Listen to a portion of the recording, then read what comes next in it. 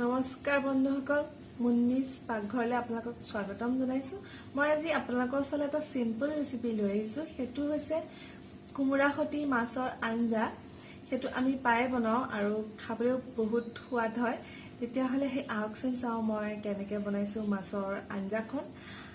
আৰু মোৰ চেনেলটো যদি আপোনালোকে চাই ভাল পায় তেতিয়াহ'লে লাইক, কমেণ্ট আৰু ছাবস্ক্ৰাইব কৰিবলৈ একদম নাপাহৰিব।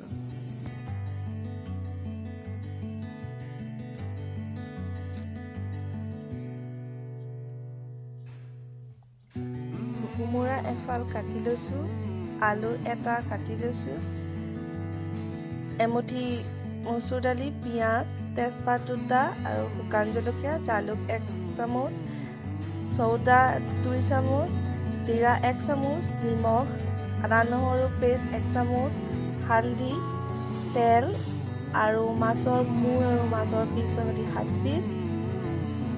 এয়া মই কেৰাহী গৰম কৰি কেৰাহীত তেল দিছো। তেল গৰম হৈছে।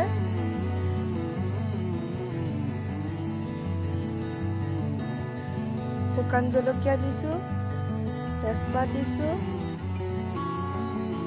অকণ লৰাই দিছো, পিঁয়াজ দিছো, অলপ লৰাই দিছো, আদা নহৰু পেষ্ট দিছো, হালধি দিছো, অলপ লৰাই দিছো আৰু দিছো জিৰা। এতিয়া কোমোৰা আৰু আলুখিনি দি দিছো,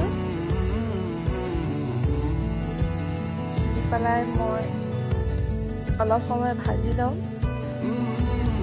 এতিয়া মই ভাজি আছো। এয়া দিছো নিমখ,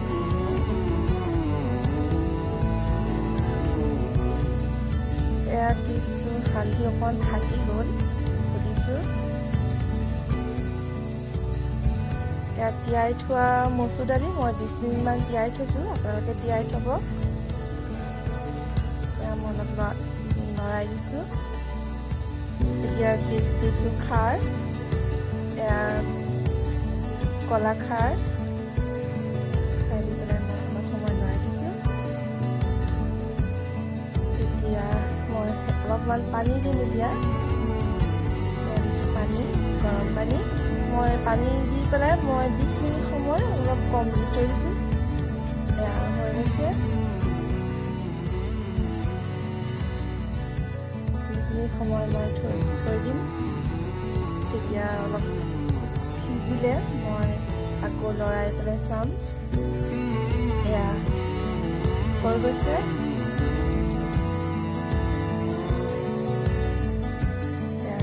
সিজিছে।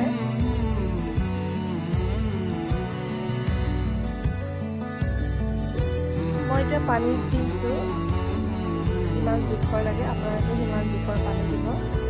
মই পানী দি দিছো। এতিয়া এয়া উতলিছে মোৰ তৰকাৰী। যিমান মাছৰ তৰকাৰী উতলিব সিমানে খাবলৈ বৰ সোৱাদ হয়। মই এয়া মাছ দি দিছো। এয়া মই মাছ দিছো, তৰকাৰী উতলি আছে।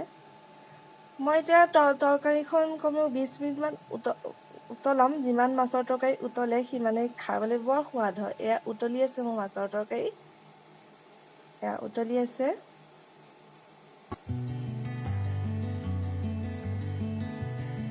উতলি আছে মোৰ মাছৰ তৰকাৰী।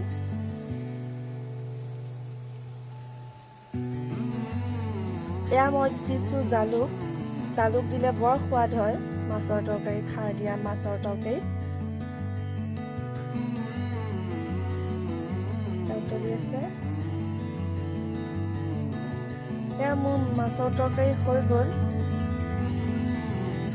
আৰু এয়া হৈ গ'ল কোমোৰা দি বনোৱা খাৰৰ মাছৰ আঞ্জা। এয়া আমি ঘৰত প্ৰায়ে খাওঁ, বৰ সোৱাদ হয়। এয়া মোৰ হৈ গ'ল কোমোৰা দি মাছৰ আঞ্জা।